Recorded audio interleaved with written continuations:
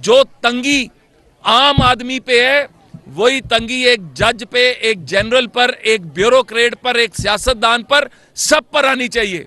सबको आज उसी सफ में खड़े होकर पाकिस्तान की माशी इस्तेहकाम के लिए आज कुर्बानी देनी चाहिए। जी, मैं तो ये समझता हूँ कि जेल भरो तहरीक एक रजाकाराना तहरीक है, बगैर किसी मकसद के तहरीक है, और जो जेल जाना चाहता है तो जेल के अंदर एक खर्चा आता है। तो मेरा तो हुकूमत से ये मुतालबा होगा कि जो जेल खुद जाना चाह रहा है उससे जेल के अंदर रहने का खर्चा भी लिया जाए, और अगर वो जेल का खर्चा नहीं देता तो उसे कैदे बामुशक्कत कराई जाए ताकि जेल में रहने का जो वो रहें भी और उसका खर्चा भी उठाएं।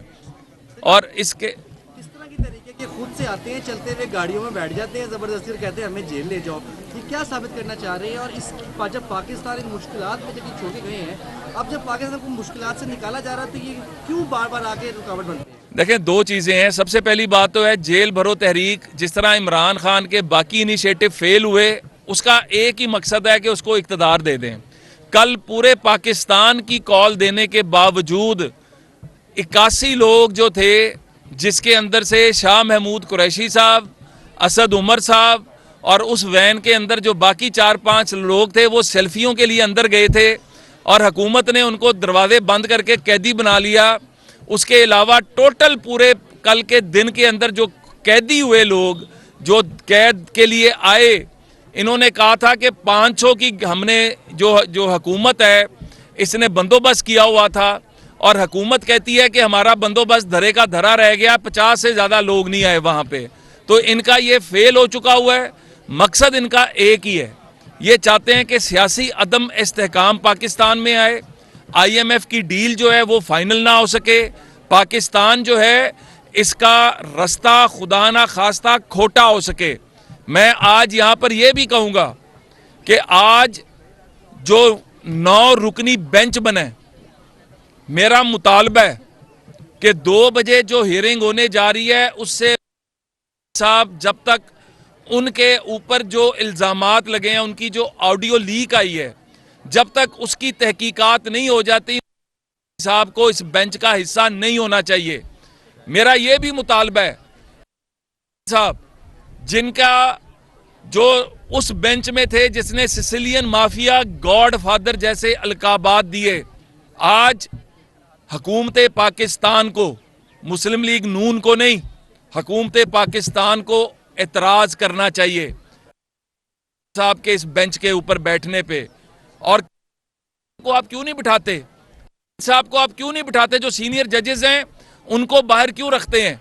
या तो फुल बेंच बनाएं और तमाम जजेस बैठ के ये सुने, और अदालतें जो अवाम सिसक और बिलक रही है, आज उस अवाम के मुकदमात इन अदालतों में पड़े हैं और यहाँ पर फरमाइशें चलती हैं। पाकिस्तान को अगर आगे लेके जाना है, अगर ऑस्टेरिटी मैयर्स करनी है, तो फिर सब अदारों को एक पेज पे आना होगा।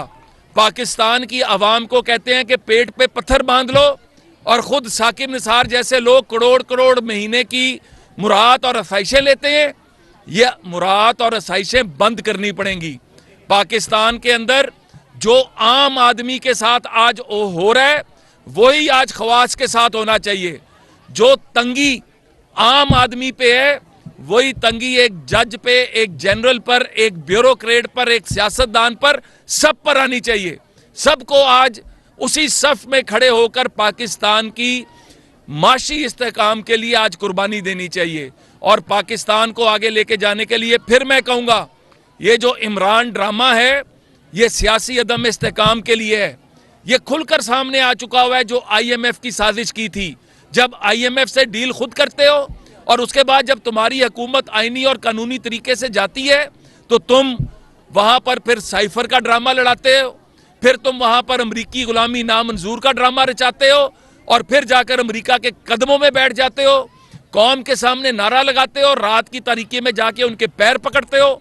आज पाकिस्तान को इस तरह के अनासर से छुटकारा दिलाकर पाकिस्तान को आगे लेके जाने की ज़रूरत है।